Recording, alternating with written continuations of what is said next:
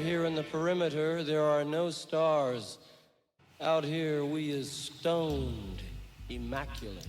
Hello and welcome. This is the C86 show. I'm David Eastaugh. As you know, we've got a special guest. This week it's going to be the turn of the New Jersey-based band, the Catholic Girls, who I spoke to one of the members very recently. That was Gail Petersen, to find out more about life, love and poetry.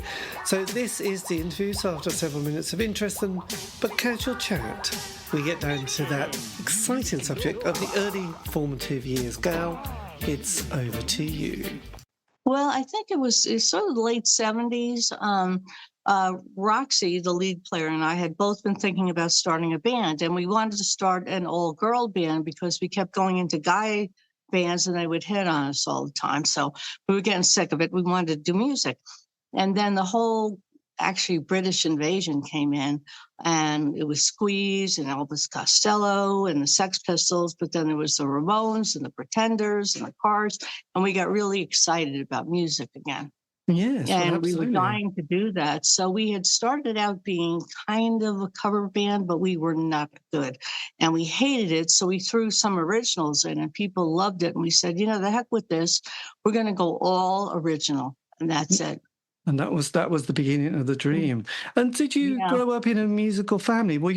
Did you have any older brothers or sisters who occasionally gives you sort of musical pointers in life? No, I was the oldest, and but my parents, who they loved music, and even though neither one of them could play a thing, and they couldn't hold a tune whatsoever, but they loved music. So I was exposed to a lot of music, from Broadway to blues like Billie Holiday and, Cab Calloway and Frank Sinatra and all kinds of stuff. And then the Beatles and all that stuff. My parents were very much into that.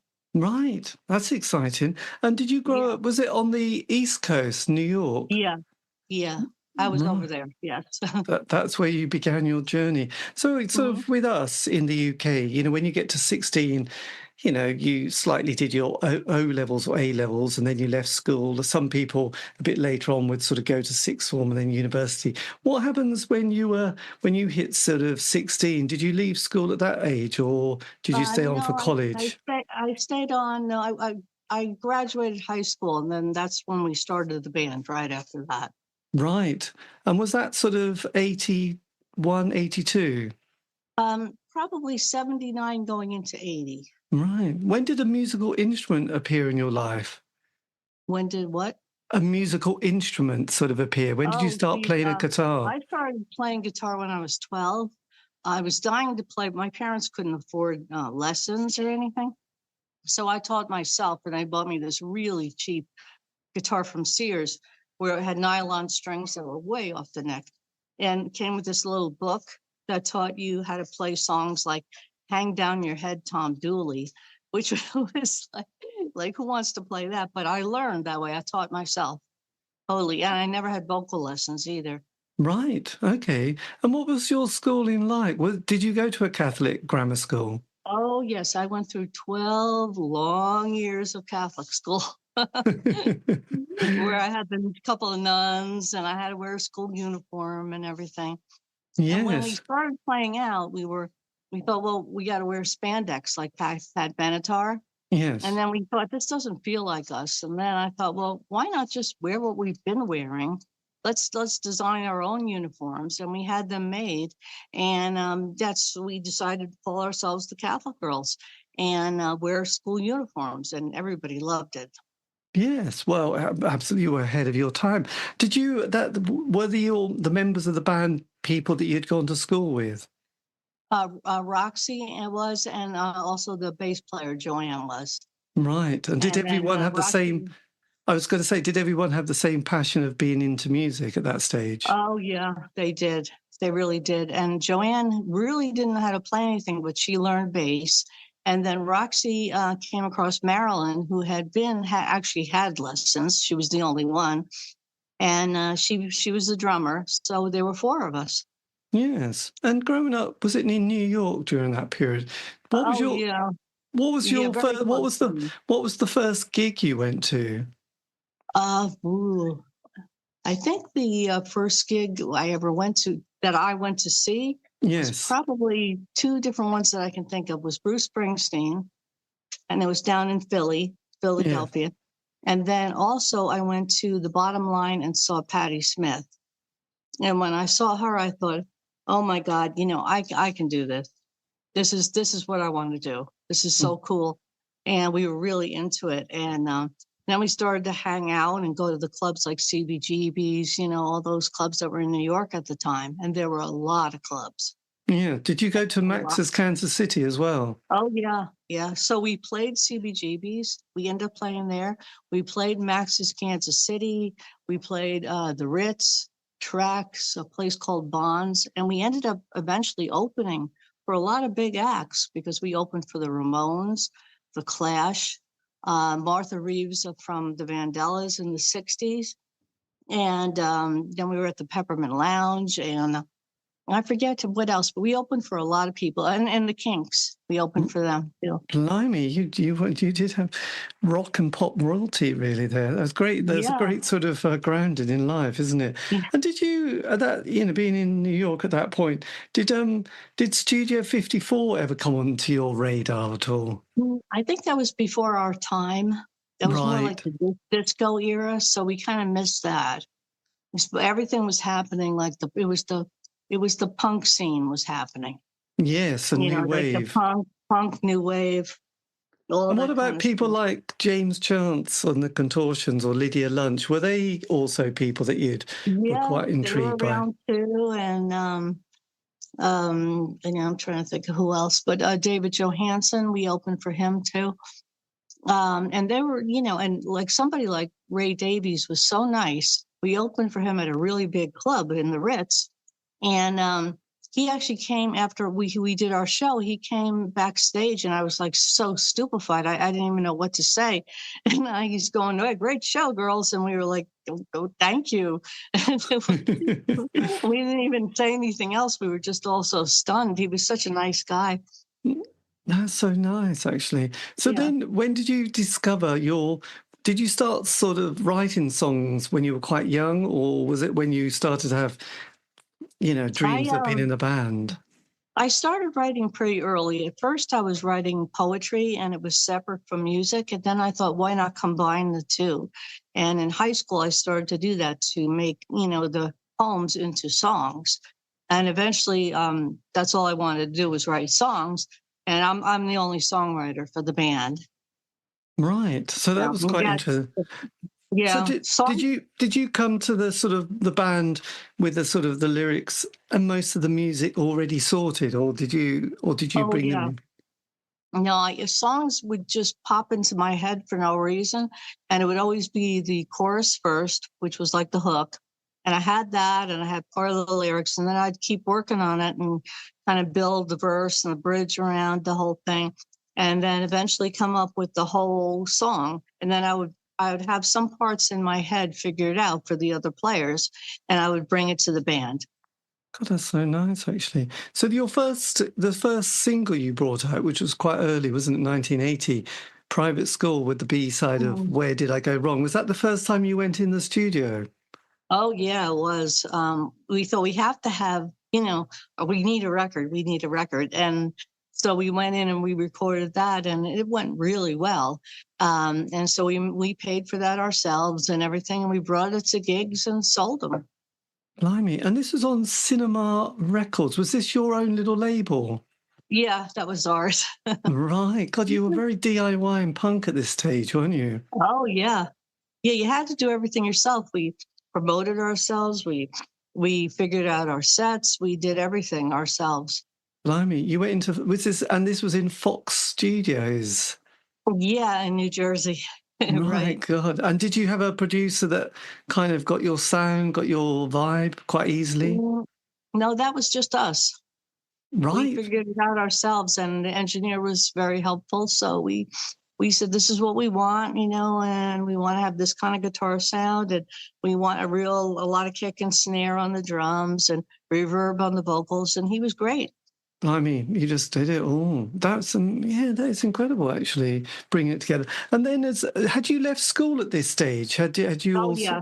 Yeah, we were just out of school. Yeah. Right. And were you And we were sort all of, trying to do some kind of work during the day and then drag ourselves out at night late. so did you then get signed quite quickly to MCA Records at this Well, point? it was a couple of years, and we had a lot of interest. And then MCA came along, and it sounded like a great idea because the A&R guy, we really clicked with him. His name Yes. was Leon Tillis, and he said, he really wanted to sign us, and we said, "Oh, okay." And he had us come out to LA to make the record, and we went into the studio, and and it was great at the time. And we were in a really big studio now, 24 tracks and everything. And the label was really behind us, and they went and they took the infamous cover picture where we're on the bus. I don't know if you've Yes. seen that. Oh, Yeah. yes. And that became famous. They shot that on the Universal Studio lot. And it was a Right. bus that, they parked it in front of, I think it was Marcus Welby's house. And then Munster's house was down the street. And and while we were getting our photographs taken, tour buses were going by waving and yelling to us. So that was a lot of fun. And we got to pose and had a really good photographer too.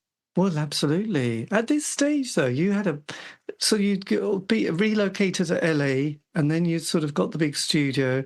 And did they give you quite a good record deal at this point? Was it quite like, "Oh, this is good fun"? Well, it seemed like a good idea at the time. Then the problems set in because we finished the album, and what happened is all of a sudden, Irving Azoff took over MCA, and he was the president, and he just happened to be the manager of the Go-Go's.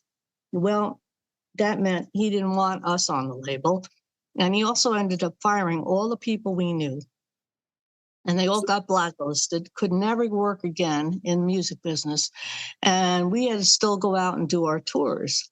Yes. And we did two tours across the United States in the 80s. Yeah, which was a lot of fun, but we got no sleep, So did you say it was Leon who signed you for MCA at the time? And then poor Leon got fired, and he never worked again in music. Did he? What's his surname? Tillis. Tillis, right? God, the poor guy. Because I was just looking at his sort of like page. He'd sort of got all these bands and worked his little socks off for 2 years basically, and that was the end of him. He had worked for MCA for like 15 years, and he had signed the Fix from England, and he had also Wishbone Ash and Leonard Skinner. Yes. So he had a good CV. Oh my God, that's so tough. So you did 2 tours promoting the album. Yeah. Mm-hmm. And and your singles, Boys Can Cry in Private School, did they do quite well at this stage? As far as we knew, yes, they did. They didn't tell us a lot because, like I said, it was taken over. So we didn't have the kind of communication that we wanted. But we found out later it was released in Australia, Canada, and also down in South America, which I was stunned about. Yeah. And it's kind of interesting because I did an interview with a member of the Bangles. Yes, that's right. And you had the Go-Go's, and then you had various. I mean, the 80s was filled with, like people like Cyndi Lauper, Madonna. It was like pop was really becoming so kind of MTV. You would have been perfect for that period, wouldn't you? Yeah, and they wouldn't give us any money to do a video. So me and Joanne, the bass player, borrowed the money and made our own darn video. And we took it to MTV, and they put it on. But, you had to pay to get into high rotation, and we didn't have the money to do that. Yes, well, that is. So we were on MTV, which was exciting. It was just happening MTV then. And wow, when it came on television, we were like, oh my gosh. Well, absolutely. I mean, the heavy rotation, and I was always a bit surprised because there's a lot of love in America for some quite interesting and obscurish bands. And then someone told me, oh yes, because in that period, when MTV started, there was a couple like a flock of seagulls. They had Yeah. they just sort of stuck this on heavy rotation. So that's why a Yeah. lot of people went, yeah, because in this country, they had a big hit. But again, I didn't realize they had traveled so well over to America, Mhm. but it was Oh, the yeah. video time really. So yeehaw. So then sort of 83 to 84, what then happens with the band Well, without we were still going and trying, and we ended up we did another tour with Tommy Two Tone, the 8675309 band.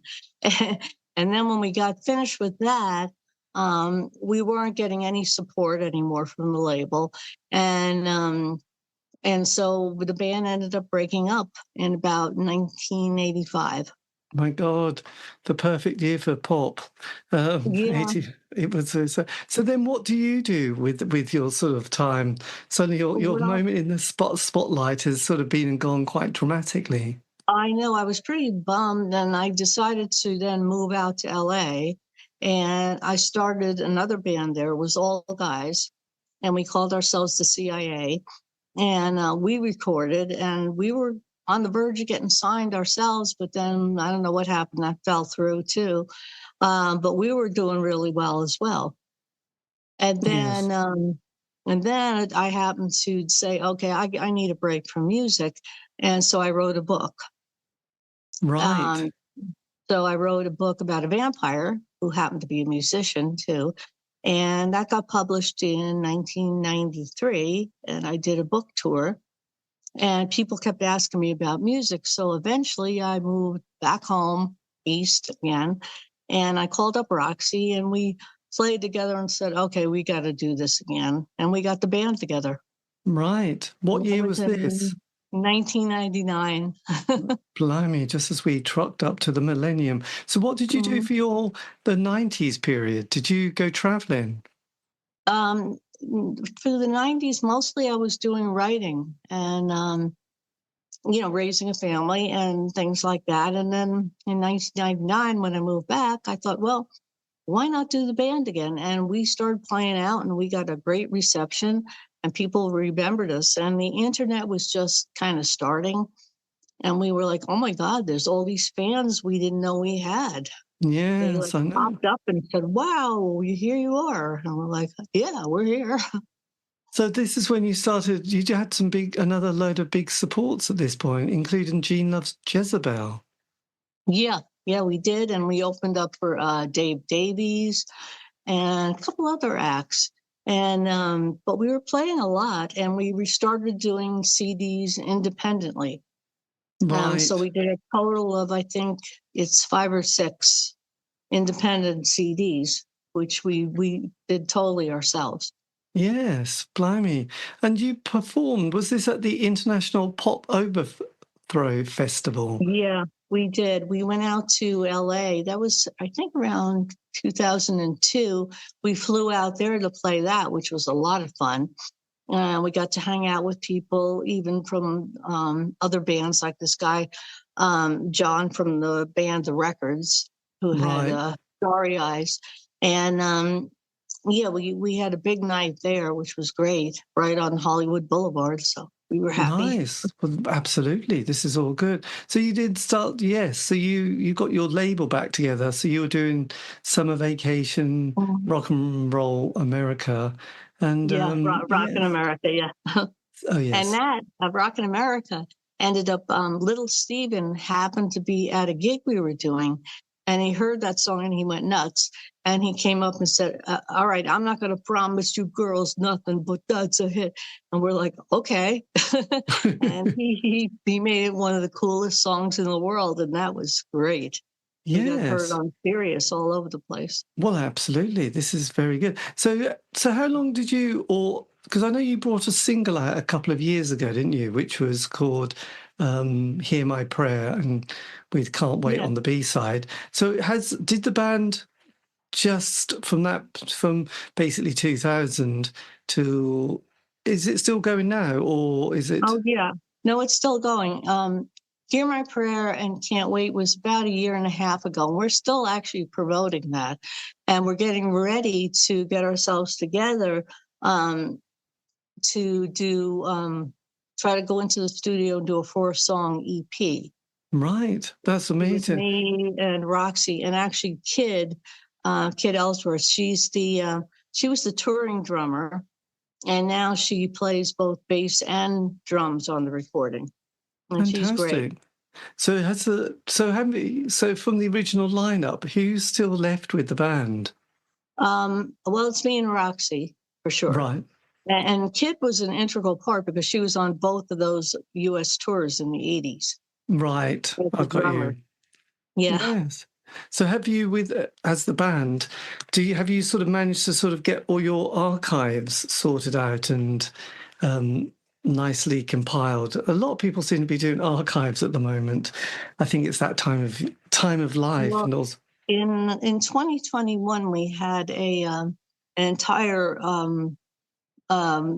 collection came out called Rock and Roll School for Girls that included songs that we had done in the early days, and including demos that we had never released, and then right up till like 2018. So it's a 2 CD set, and that's still selling on Amazon.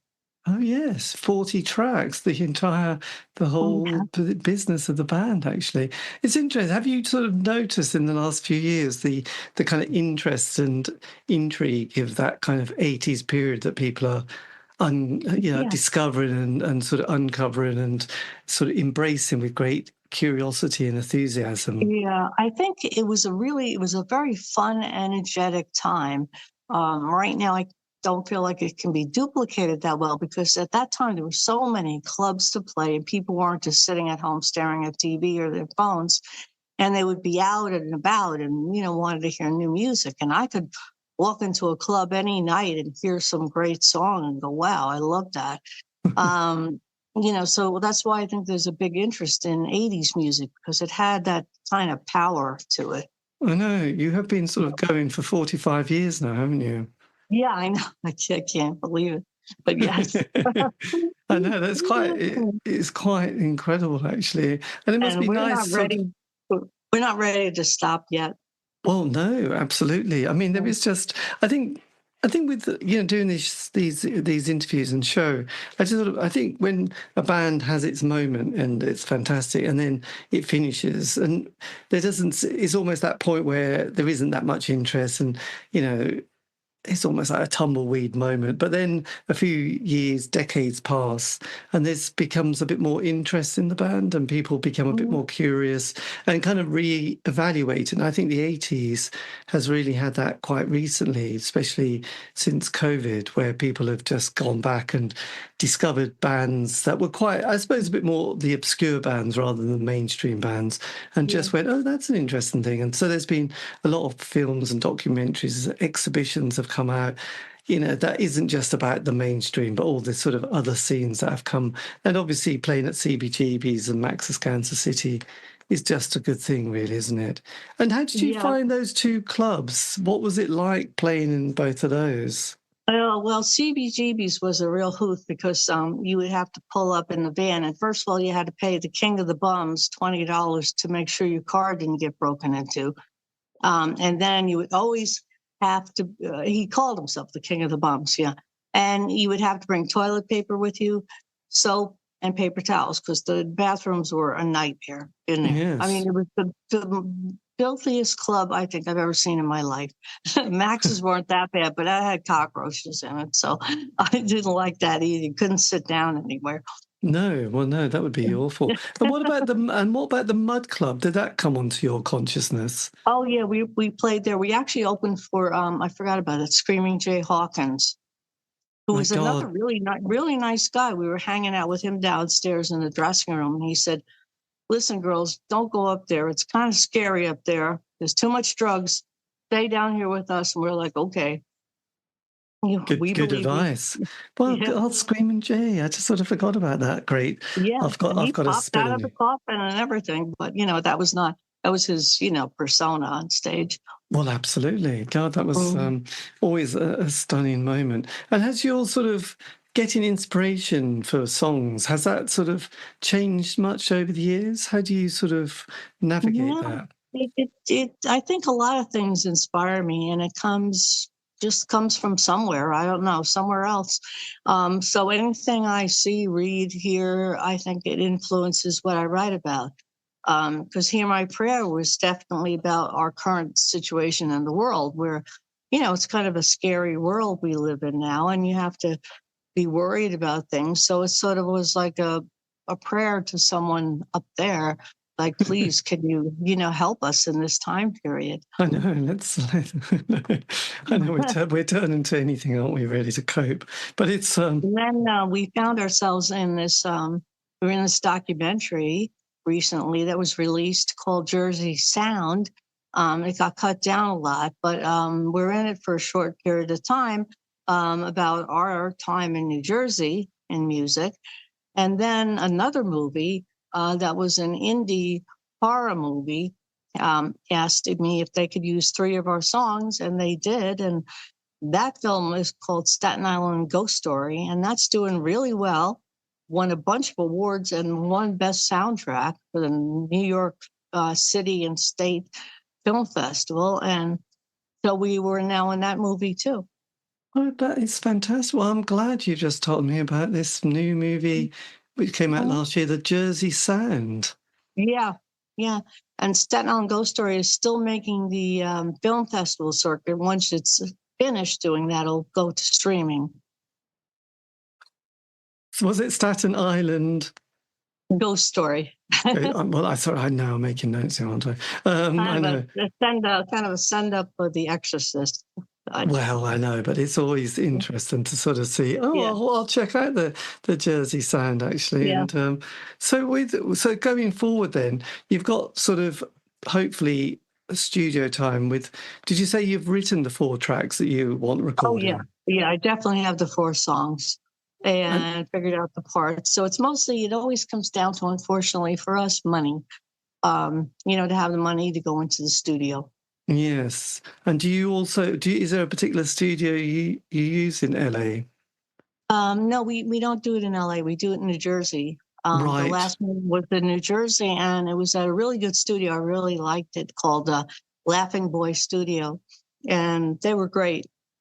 The guy that owns it, Tom Lucas, was fabulous engineer, really helpful. Blimey, I need to look at that as well. I'd love, because there's another one called, is it Martin BC, who's got a fantastic studio, which is in New York. So that's a different place, isn't it? But anyway, Laughing Boy Studios. Oh, that's cool. And with the rest of the band, do you feel, like obviously being together almost probably more than 45 years, has it sort of been one of the more kind of important kind of relationships that you've had in your life, sort of coping with the world? It's a very close friendship that I have with band members. I mean, we know each other so well that we can just think, and I could just call Roxy and say, I have this line for the new song, and she'll go, okay, sing it to me, and I'll learn it. And we just click like that. I mean, and I feel like I can talk to her or Roxy or Kid about anything at all. Yes. And with your like touring, a good marriage, Well, yes, a very functional marriage. Did you? Yeah. So with the touring and the dates, have you played most of America or just mostly the East Coast? Yeah. No. When we played our tours back in the 80s, we went up and down the East Coast, like all the way up to Maine, all the way down to Florida, and then we went across the South, through Texas, New Mexico, into California, and then up to Washington. And we also at one point played Chicago. We never played anything like in the middle of the country, like Kansas. We never played there. No. And does it vary quite a lot from town to town, how the audience is? We've been pretty lucky. The audience has been really, really good. And we've had a wide range of fans.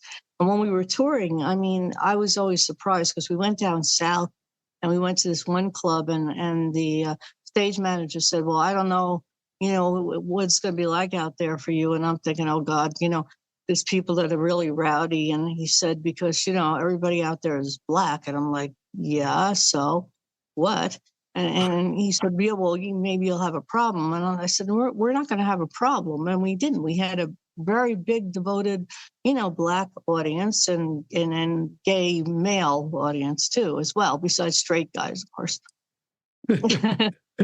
And did you ever sort of tour Europe or the UK? Did it ever happen?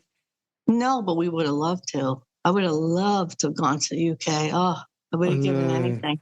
Yeah. That would have been such that would have been a dream, I know. I guess that's just one of those logistic things, isn't it? When you're on a sort of roll to, I think as most bands now feel, it's just so much effort as you get older trying to sort of travel and tour. And I think for the British bands going to America, it's so expensive now. So I think those days are sort of gone. And if you were able to whisper something to like your 16-year-old self starting out, is there anything in particular that you would have told them? Told that person? Maybe, first of all, try to get some lessons if you can. And second of all, really think about making some money, because it's really tough otherwise. Right. Yes. Have you ever seen any money for the band? Not really. What little comes in goes right back out. I know. And who owns the sort of, the sort of confusing world of, the masters, the publishing rights? Has that kind of reverted back to you now, those kind of things? Oh, yeah. I own all the songs, so I have no problem there. Right. But, with the bringing on the age of streaming has made it difficult, because, people can download for like 2 cents, and that's it. So, the bands are not making money. I mean, unless you're a big, big star and you're selling billions and billions of downloads. Yes, I think most bands have to rely on merchandising to give them that little bit of a little moment. And for people who are interested, do you have a Bandcamp page where you be able to download or buy music for the band? No, we had a website for a while. Actually was run by Leon Tillis, because he always loved the band, but he passed away last year, so that was kind of put an end to our website. Oh, yes. I've been looking at it. Is that the one, thecatholicgirls.net? Yes. Yeah. Oh, we still have it, but we haven't been able to afford to update it. Let me put it that way. And I've heard that, if we could do that eventually, you can sell downloads that way and you get more money. Yes, most people have suddenly got themselves onto Bandcamp and all that malarkey. So it's a nice little website, though. Yeah, yeah. He always said, Gail, if I had gotten into any other label, I would have signed you immediately. And I'm like, And what did Leon go and do after his MCA days? Well, he did all kinds of odd jobs, and then he learned how to create websites. He had to make money, Yes, and there you go. He did his. But he loved music. He really did. Well, I know. Well, 15 years at a record label must have been. Yeah. Yes, the formative years, actually. And are there any bands from that period that you recommended or you rated quite a bit during the 80s? I'm not sure what you mean. Well, I just wondered what other bands that during that period that you were particularly fond of, that you were listening to. Well, we always liked the Pretenders, Elvis Costello. We liked the Ramones, although we opened for them. They were kind of weird. I think they were just really stoned at the time. Roxy asked them to take a picture, and they just kind of stared at her. But I think they were just gone. Right. That, and we opened for Tom Petty too. I forgot about him, and he was great too. Blimey, you've really, did you manage to? Showed up at one of our shows too. Oh, who was that? Yeah, he came there we played the Stone Pony in New Jersey, and he was there, and we were like, "Oh my God, that's Bruce!" Bruce, like, wow, yeah, he was there. Oh my God, the boss, yeah. Absolutely. And did you manage to sort of keep an archive of the band? Pictures, posters. Yeah, we kept as much as we could. I moved around so many times that I lost some things, but we kept what we could, picture-wise, and posters. from way back, because MCA did make posters of that whole album cover. Yes, absolutely. And have you ever had any plans or got any plans to write a follow-up book or a book about your kind of your life and the band itself? I don't know, maybe one day I will. Right now I'm working on a sequel to my vampire book, so. Well, I'm sure that will Yeah. that's probably going to sell more copies, isn't it, really?